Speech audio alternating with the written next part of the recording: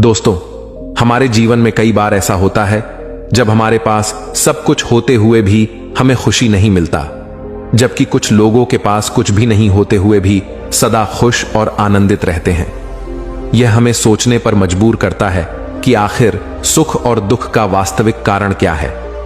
जीवन में खुशी और आनंद का मूल कारण बाहरी चीजें नहीं, बल्कि हमारा मानसिक और भावनात्मक दृष्टिकोण होता है। यदि हम हमेशा अतीत की गलतियों या भविष्य की चिंताओं में उलझे रहेंगे तो हम कभी भी वर्तमान का आनंद नहीं ले पाएंगे। ठीक वैसे ही जैसे एक मुरझाया हुआ फूल यदि सोचने लगे कि वह फिर से मुरझा जाएगा तो वह कभी भी पूरी तरह से खिल नहीं पाएगा। इसीलिए हमें यह समझना होगा कि सुखी जीवन का रहस्य वर्तमान में जीने में है, न कि अतीत या भविष्य की चिंता में। जब हम अपने मन और मस्तिष्क की समय समय पर सफाई करते हैं, जैसे हम अपने शरीर की देखभाल करते हैं, तो हम अपने भीतर की नकारात्मकता और भय को दूर कर पाते हैं। इससे हमें शांति और आनंद की प्राप्ति होती है।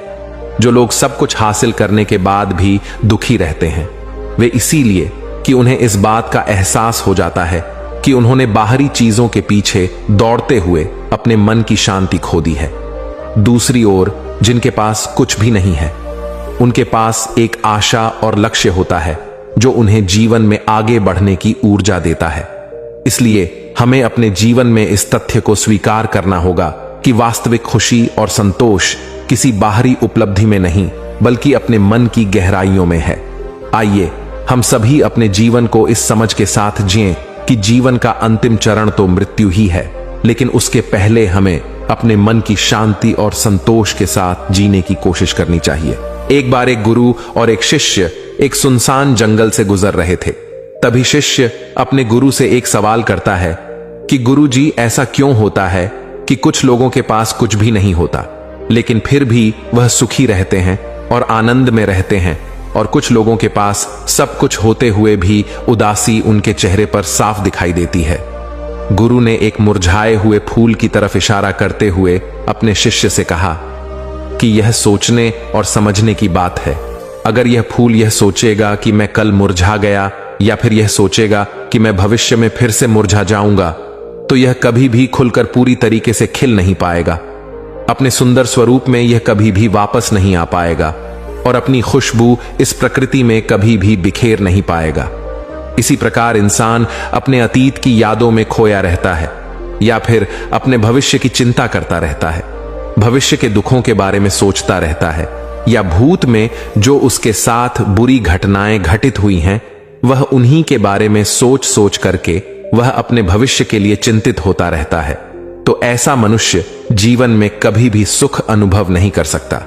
यह समझने की बात होती है कि जीवन हमेशा वर्तमान में होता है। अतीत और भविष्य की कल्पनाएं हमेशा मनुष्य को मृत्यु की तरफ ले जाती हैं।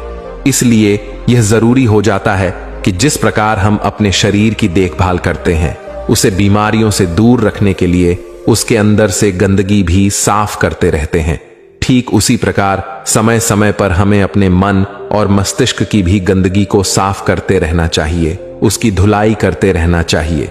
इससे आपकी बुद्धि की क्षमता तो तेज होगी ही होगी, साथ ही साथ आप हमेशा आनंद में रहने का रहस्य भी जान पाएंगे।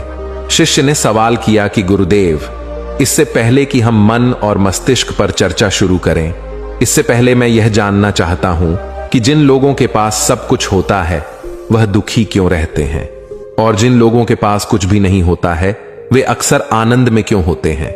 यह रहस्य क्या है, इसके पीछे का कारण क्या हो सकता है।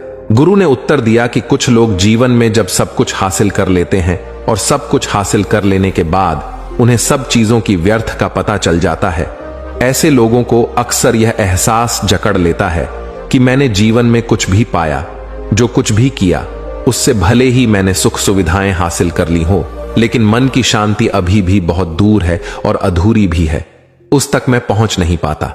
सब कुछ पाकर भी मैं अपने मन को जान नहीं पाया। और जब इंसान को ऐसा लगता है तो उसे महसूस होता है कि जो कुछ भी उसने कमाया है वह कौड़ियों का भाव था।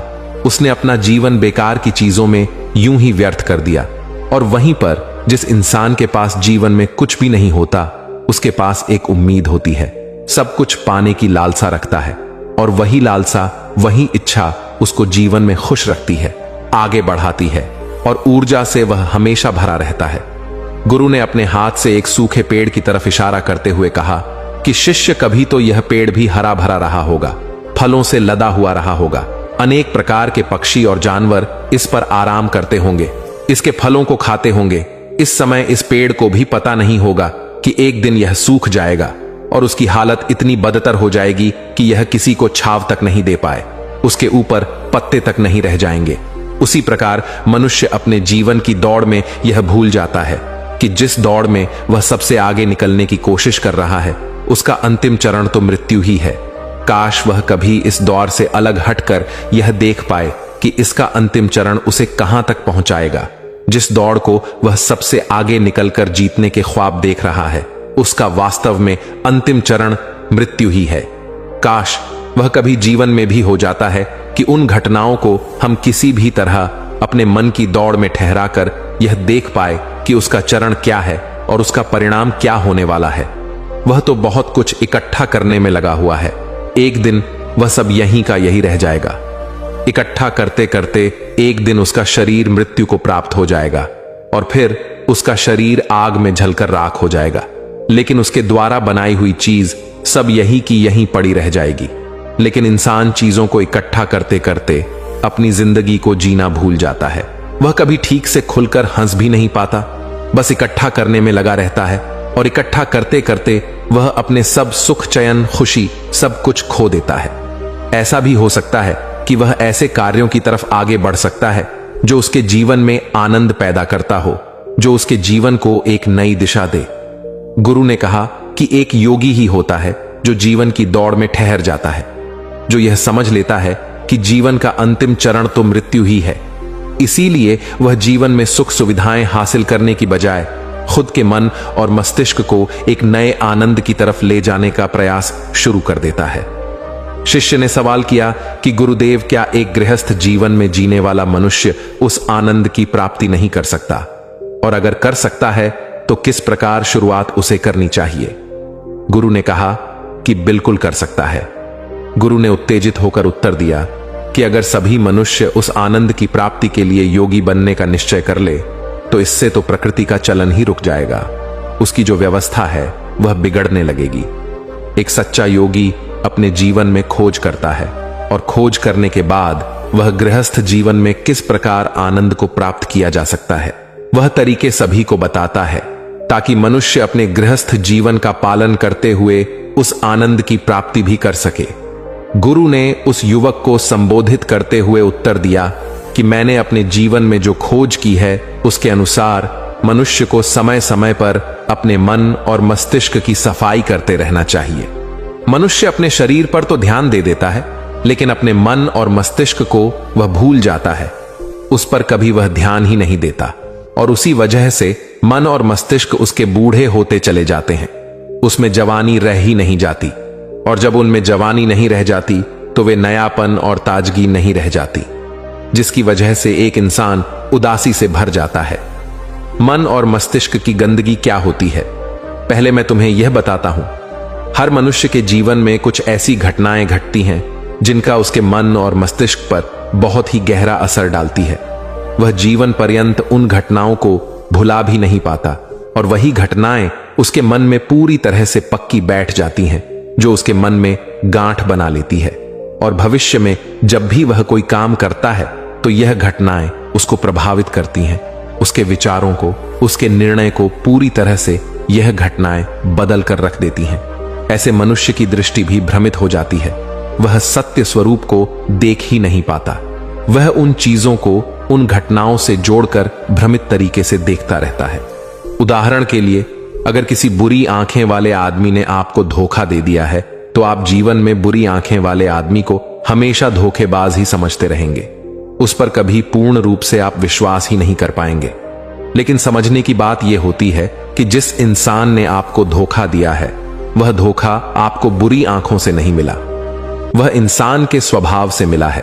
लेकिन उस इंसान के स्वभाव से हमारे दिमाग में उसका एक चित्र छप गया, उसकी एक छवि बन गई और वह छवि दूसरे आदमी से जब हम संपर्क करते हैं तो बीच में एक दीवार की तरह खड़ी हो जाती है और इसी वजह से दो लोगों के बीच गहरे संबंध स्थापित नहीं हो पाते। तो मनुष्य के लिए सबसे जरूरी यही होता है कि वह अपने आप को अतीत की घटनाओं से मुक्त रखे। उन घटनाओं से प्रभावित होकर वह दिमाग में किसी तरह की छवि न बनाए। कुछ लोग इस बात पर यह सवाल खड़ा कर सकते हैं कि फिर जीवन के अनुभव किस काम में आएंगे, लेकिन समझने की बात तो यह होती है कि हम जीवन के अनुभवों को भी भ्रमित तरीके से जान लेते हैं, सही तरीके से उनसे सीख ही नहीं पाते। शिष्य अपने गुरु की बातों में इतना खो गया कि उसे चलते चलते जंगल के रास्ते में पड़े हुए कांटे दिखाई नहीं दिए और अचानक उसके पैर में कांटा छुप गया। गुरु ने उसका कांटा बाहर निकालते हुए उससे पूछा, यह कांटा तुम्हारे पैर में क्यों लगा?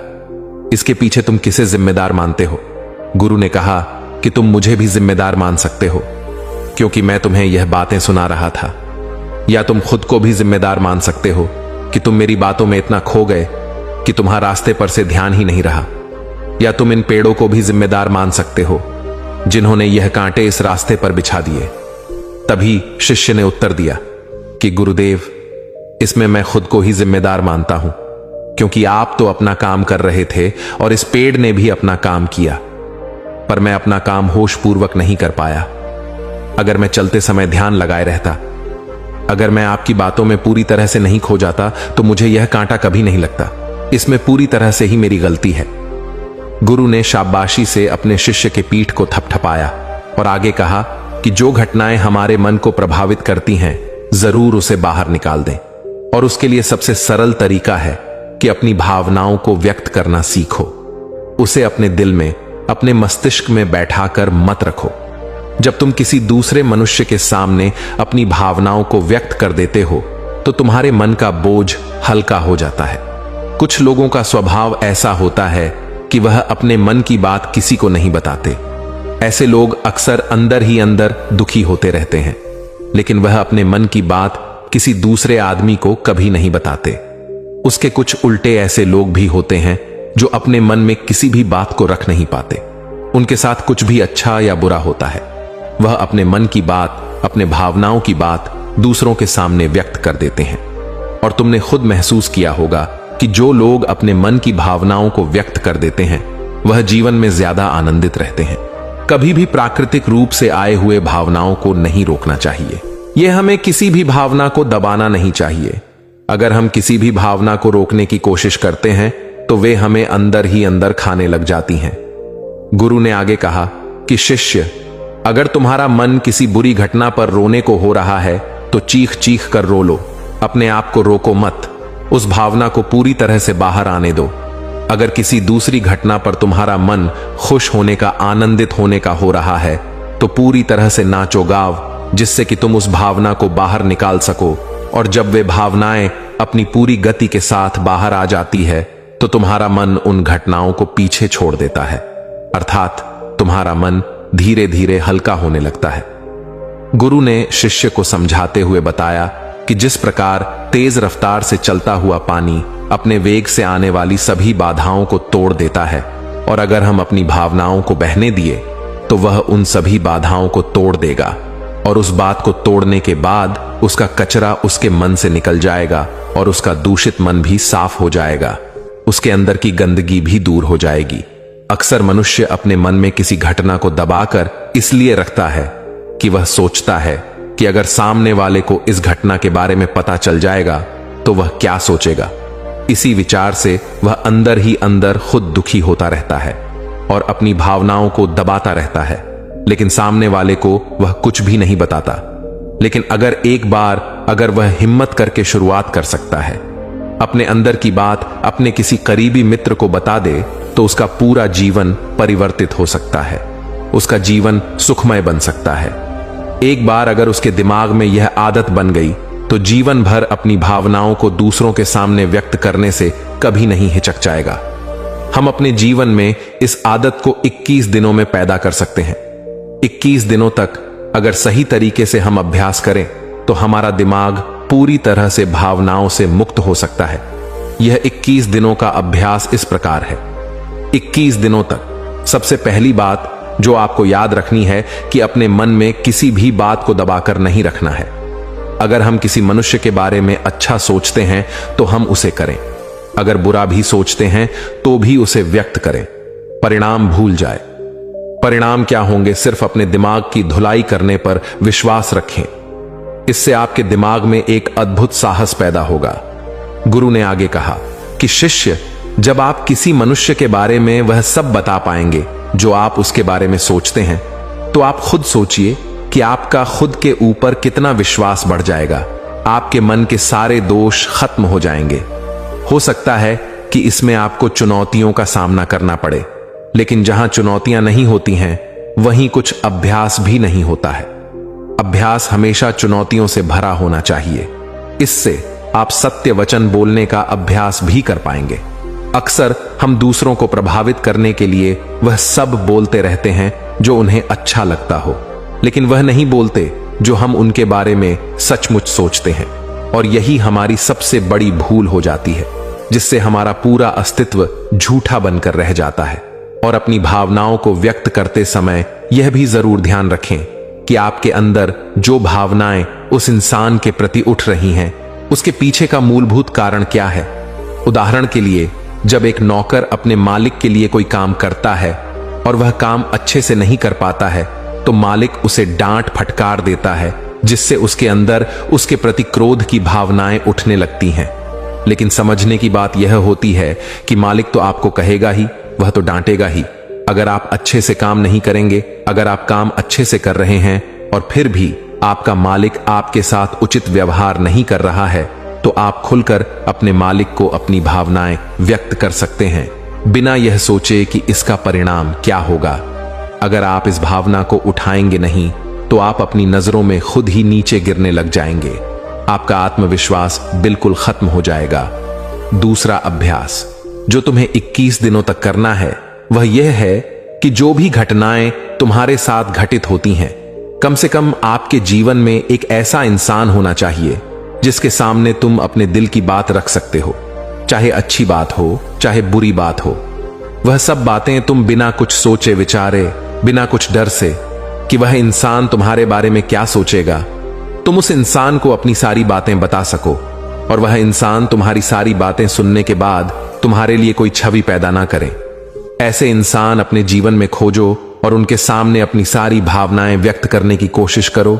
दिन में जो कुछ भी घटित होता है, अच्छा लगता है या बुरा होता है, किसी के प्रति आकर्षण होता है, उसको एक दोस्त की तरह बताने का प्रयास करें। इससे यह पता चल जाएगा कि तुम्हारा मन घटनाओं के प्रति किस प्रकार की भावनाएं पैदा करता है। तुम अपने मन की सारी बातें कह दो, ताकि तुम्हारे अंदर की भावनाएं, तुम्हारे अंदर में जो विचार उत्पन्न हो रहे हैं, वह पूरी तरह खाली हो जाए। तुम्हारे मन को खाली रखेगा। वह है योग्य निद्रा का अभ्यास। देखते ही देखते यह चर्चा खत्म करते हुए गुरु और शिष्य उस जंगल को पार करके अपने आश्रम में पहुंच चुके थे। इस कहानी से हमें यह महत्वपूर्ण सीख मिलती है कि हमें अतीत की गलतियों और भविष्य की चिंताओं में उलझने के बजाय वर्तमान में जीना सीखना चाहिए। जब हम वर्तमान क्षण का पूर्णता से अनुभव करते हैं, तभी हम वास्तविक खुशी और संतोष प्राप्त कर सकते हैं।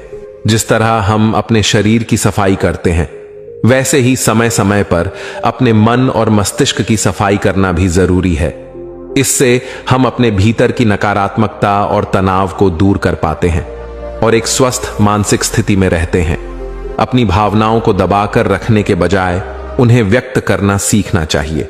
जब हम अपनी भावनाओं को खुलकर व्यक्त करते हैं, तो हमारे मन का बोझ हल्का होता है और हम अधिक आनंदित महसूस करते हैं। सच्ची खुशी और संतोष बाहरी चीजों से नहीं, बल्कि हमारे मन की शांति और मानसिक संतुलन से आता है। दोस्तों, आपने आज के इस वीडियो से क्या सीखा, वह मुझे आप कमेंट में बता सकते हैं। इसी के साथ में उम्मीद है कि आपको आज की वीडियो पसंद आई होगी, तो इस वीडियो को उस इंसान को शेयर करें जिससे यह कहानी सुनने की जरूरत है, और उसी के ठीक बाद चैनल को सब्सक्राइब करें। तो चलिए फिर मिलते हैं ऐसी एक और नई वीडियो में एक नए मैसेज के साथ। तब तक के लिए अपना ख्याल रखें।